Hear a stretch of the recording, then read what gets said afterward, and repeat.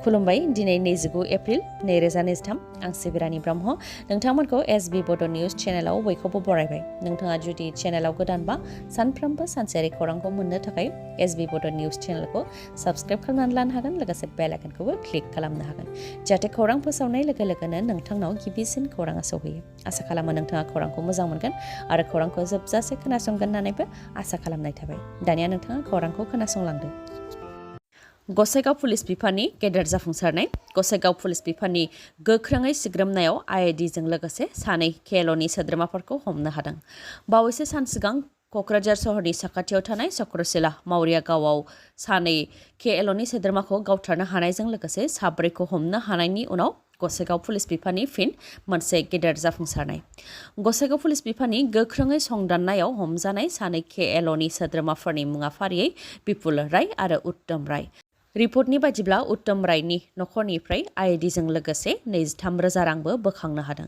जाथायनि सायाव पुलिसा फोरमायथिनाय बायदिब्ला उत्तम राय आरो बिपुल राय सानैया आयेन बेरेखायै धोन दाबिनायजों लोब्बा दंमोन सानैखौबो हमनो हानायनि उनाव क'क्राझार फारसे दैथायहरनाय जादों होननानैबो मिथिनो मोननाय जादों रेलगारिनि जाब्रथायजों बिमा आरो सानै फिसानि जिउ खहा बे जाब्रथाया उदालगुरि जिल्लानि माजबादाव जादों सासे बिमाजों लोगोसे सानै फिसाया रेलगारिजों सौख्रांजानानै जिउ गोमादों आरो बे जाथाया बिमायानो गाव जोनोम होनाय फिसाफोरखौ लानानै रेलगारियाव बारसोमनानै जिउ फोजोबनाय जानो हागौ होननानै सन्देह खालामदों ओनसोलनि सुबुंफोरा रेलगारिया रङिया फारसे थांगासिनो दंमोन बेयावनो गेरुबारि गामिनि साखाथियाव थानाय 41 आरो 42 नं रेल गेटनि गेजेराव जादों बे जाब्रथाया रेलगारिजों जिउ गोमानाय आइजोखौ दुतामी खुल्लु होननानै मिथिनो मोननाय जादों आरो बिथाङा माजबादनि पुहुरबारि गामिनि थागिबि जाब्रथाय जानानै साथाम सुबुंनि जिउ गोमानाय जाथायखौ लानानै खौरां मोननायनि उनाव पुलिसा जाथायथिलियाव नुजाथिफैनानै गोथै देहाखौ बोखांनायनि हाबाखौ मावफैदों आरो गोथै देहाखौ पस्टमर्टेमनि थाखाय देहा फाहामसालियाव दैथायहरदों बे जाथाय जानायनि माखासे सान सिगांबो रेल लामाखौ बारस'नो नाजानायावनो सानै सुबुंनि जिउ खहा जादोंमोन लखिमपुर जिल्लायाव जादोंमोन बे जाब्रथाया 45 बोसोर बैसोनि चन्द्रकान्त सैकिया आरो 38 बोसोर बैसोनि सवाला सैकियाया रेल लामाखौ बारस'नो नाजानायावनो रेलगारिजों सौख्रेमजानानै थैनो गोनां जादोंमोन ईद आरो रंजालि बैसागुनि थाखाय बिपिएफ हान्जाया हान्जा सुरनायखौ माखासे सान दोनथ'नायनि उनाव फिन जागायफिनबाय मैयानि सानाव गसाइगाव महकुमानि सिङाव थानाय जमदुवार बिटिसि बियाबनि सिङाव थानाय खासिबारि आरो श्रीरामपुर बियाबनि सिङावबो बिपिएफ दोलोआ सुबुं सांग्रांथि मेल खुंनायजों लोगोसे हान्जा सुरनाय हाबाफारिफोर लादों जेराव बिपिएफ दोलोनि गाहाय हाग्रामा महिलारि आरो खाम्फा बोरियारिजों लोगोसे रोजा रोजा सुबुंफोरा बाहागो लादों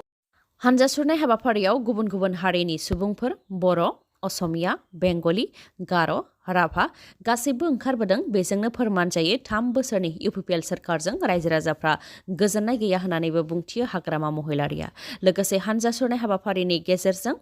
दानि सोरखारा लानाय थांखिनि हेंथा होननानैबो बुंथियो हाग्रामा महिलारि बिथाङा फोरमायथिदों दि बिटिसिआव खेंसालियायै हा बायलाय फानलायखौ जि बन्द खालामदों बे थांखिनि हेंथा मानोना मानसिया खैफोदाव गोग्लैबासो हाखौ फानो नाथाय हाखौ फाननो मोनाबा गोजोन फैनाय नङा दावराव दावसि जागोन बेनि अनगायैबो दानि सोरखाराव सोलायनायनि मुङाव बिटिसिआव जेबो सोलायनाय फैयाखै खालि प्रमद बर'नि पकेटाल' सोलायदों आरो बिटिसिआव जेबो जौगानायनि खामानि जायाखै होननानैबो बुंथियो हाग्रामा महिलारि बिथाङा लोगोसे बुंथिबावोदि बिटिसिआव गासै 800 कोटी रां फैनायनि मादाव प्रमद बर'आ गाव हारसिङैनो 400 कोटी रांखौ लादों आरो 400 कोटी रांखौ इएमफोरनो राननानै होदों जाय मोजां जायाखै होननानैबो बुंथियो बिथाङा बिसि गोमानाय बिसिखौ सोरबा होफैनो हायोबा 10 निफ्राय 20,000 रां बान्था होगोन आं थैजासे नागिरगोन जेरावखि लाङा आंनि बिसिखौ नांगौ आरो जाय लांदों बेखौबो नागारा गोमानाय बिसिखौ खुथार नागिरदों सासे फिसाया थांनाय 14 एप्रिलनिफ्रायनो नागिरदों नाथाय दिनैसिमबो मोननो हायाखै फिसायनि मुङा बिरबल बसुमतारी बाक्सानि बागमारानि थागिबि आरो बिथांनि बिसिनि मुङा हायना बसुमतारी रायखांनो गोनांदि सानै गथ'नि बिमा हायना बसुमतारीखौ एक्स एनडिएफबि मृदुल गयारिया लानानै खारदों होननानै हायना बसुमतारीनि फिसाय बिरबल बसुमतारीया अजद होदोंमोन जायखौ खौरां बिजोङाव फोसावनाय जादोंमन बेराफारसेथिं बियो लांखारनाय नङा दोनखारनायसो होननानै मृदुल गयारिनि बिसियाबो खौरां बिजोंनि गेजेरजों फोरमायथिदोंमोन हायना बसुमतारी आरो मृदुल गयारि बिथांमोनहा दिनैसिमबो गोमानानै दङ गारि बायनो होननानै हायना बसुमतारीया गावजों लोगोआव गोबां लाख रां लानानै बरपेटा र'डआव फैदोंमोन बेनि उननिफ्रायनो गोमादोंमोन हायना बसुमतारीया बिथांखौनो खुथार नागिरदों बिथांनि फिसाय बिरबल बसुमतारीया ओनसोलाव नागिरनायनि अनगायैबो गुबुन गुबुन हादरसिमबो नागिरहैदों हायना बसुमतारीखौ। बिरबल बसुमतारीया फोरमायथिनाय बायदिब्ला बिसि हायना बसुमतारीया गाज्रि नङा आरो मृदुल गयारिखौ 1 सप्ताल' लोगो मोनदोंमोन। बेयावनो बांगाल अजानिफ्राय मुलि लाबोनानै बरायनानै लांदों होननानै फोरमायथिदों बिथाङा। बरपेटा र'डआव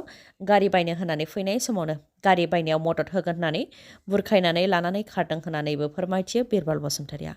बेनिखायनो हायना बसुमतारीखौ जेरावखि लाङा मानो नांगौ, आंबो थैजासे नागिरगोन आरो लांग्राखौबो एंगारा होननानै बुंथिदों बिथाङा। आरो जाय हायना बसुमतारीखौ नागिरनानै होफैनो हायो बिथांनोबो 10 निफ्राय 20 रोजा रां होगोन होननानै बुंथियो बिरबल बसुमतारीया।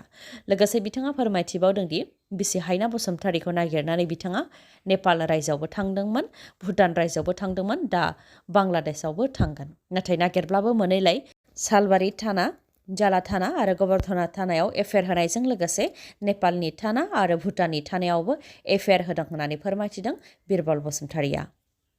गोमानाय बिथांमोन सानैखौ बबेयावबा नुसनबायोबा 9037192891 बे नाम्बाराव कल हरनानै खौरां हरनो थाखाय बिरबल बसुमतारीया बुंथिदों। बासुगाव एस स्कुलनिफ्राय गोबां बिजाब खावदों। फरायसाफोरनो होनो गोनां गोबां रोजा बिजाब खावदों चिरां जिल्लानि बासुगाव एस स्कुलनिफ्राय। थाखो 6 निफ्राय थाखो 12 सिमनि फरायसाफोरनो होनो गोनां अदेबानि एकाडेमिक इयार बे एप्रिल दाननिफ्राय फरायसाफोरनो गोदानै बिजाब होनो थाखाय सौफैनाय 3 रोजानिबो गोबां बिजाबखौ खावदों। फरायसालिनि गाहाय फोरोंगिरिया फोरमायथिनाय बायदिब्ला फरायसालिनिफ्राय बिजाब खावनाय जाथाया थांनाय जानुवारि दानावनो जादोंमोन, नाथाय बेनि सायाव दासो एफआइआरखौ होनाय जादों। बिजाब दोननाय खथानि खोरखिखौ सिफायनानै बिजाबखौ लानानै थांदों सिखावा होननानै फोरमायथिदों। लोगोसे फोरमायथिबावदोंदि बिजाब दोननाय खथानि साबिया 4th ग्रेडआव मावनाय हितेश्वर रायनि आखायाव थायोमोन। बिजाब खावनाय जाथायखौ लानानै दा बासुगाव थानायाव एफआइआर होनाय जाबाय होननानै फोरमायथिदों बासुगाव एस स्कुलनि गाहाय फोरोंगिरिया।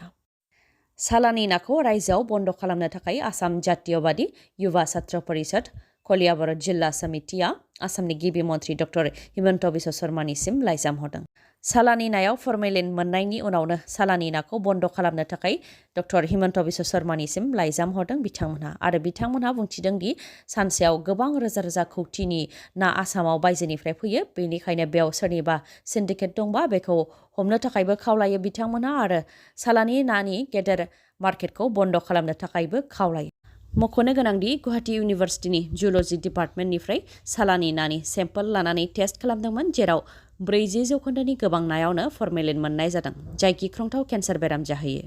फर्मेलिना 10 निफ्राय 12 सानसिमहालागै नाफोरखौ जेबो सेवालासे आरो मोनामहोआलासे लाखियो, नाथाय बियो जोंनि देहानि थाखाय गिख्रंथाव। बेनिखायनो बेखौ बन्द खालामनो थाखाय आसाम जातीयबादी युवा छात्र परिषद कलियाबर जिल्ला समितिया आसामनि गिबि मन्त्रि डक्टर हिमन्त बिश्व शर्मानिसिम लाइजाम हरदों।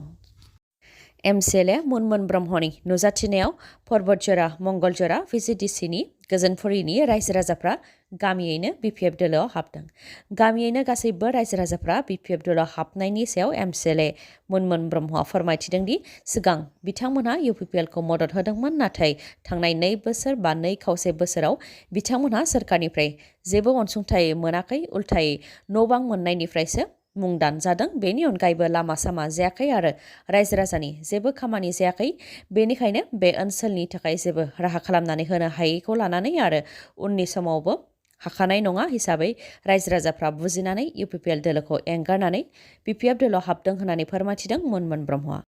आरो जौगानायनि खामानिनि बेलायाव हाग्रामा महिलारिनि सायावसो फोथायनाय दं हिसाबै बिपिएफ दोलोआव हाबदों होननानै फोरमायथियो बिथाङा। बेनि अनगायैबो बिटिआर हिसाबै रायजो राजाफोरखौ थगायदों। बिटिआर गोरोबथानि दफाफोरा मावफुंजायाखै, एनडिएफबिफोरा अनसुंथाइ मोनाखै आरो बिसायख'थिनि समाव साख्रि होगोन आरो सेल्फ हेल्प ग्रुपनो रां होगोन होननानै रायजो राजाफोरखौ गावसोरनि दोलोआव लाफादोंमोन, नाथाय दिनै समायखिरा होनायखौ लाखिनो हायाखै आरो रायजो राजाफोरखौ थगायनायखौ बुजिनानै रायजो राजाफ्रा इउपिपिएल दोलोखौ एंगारनानै बिपिएफ दोलोआव हाबफैदों होननानैबो फोरमायथियो एमसिएलए मुनमुन ब्रह्मआ।